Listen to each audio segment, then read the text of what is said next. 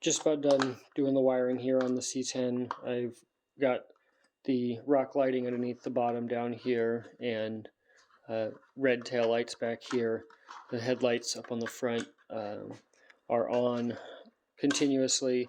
The bumper lights, since I've switched this over to the version 2 controls, they have a flash on and off controls. So I've gotten rid of the this version 1 stuff. That's all gone, and it has the blue ESC in it, which is the same as the Bronco and Gladiator. So I can end up using just one controller with me and run all 3 cars. The rear suspension, I've added a cool little feature here. So since it's got the double barrels, you need a limit strap back there to be able to get the good articulation, but not have the back end, want to fall out on you.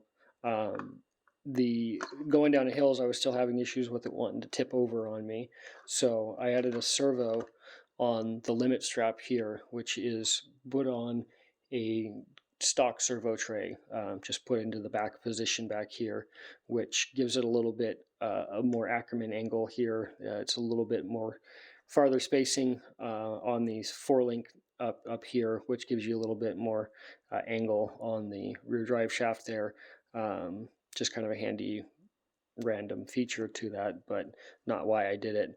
I wanted to be able to have this servo here so that I could actually suck up the suspension and pull the limit strap tight, so that when you're going down a hill, you're not getting it to want to lift and lean up on you. So the suspension will just, with the 4th button, click here.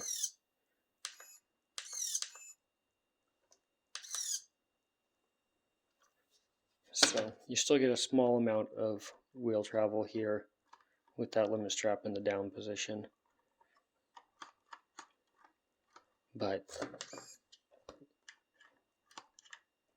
back to full travel here when it's in the down position. So eventually I'm going to change that little cable in there to a chain or something like that instead of this little cable, but it seems to be working fine for now.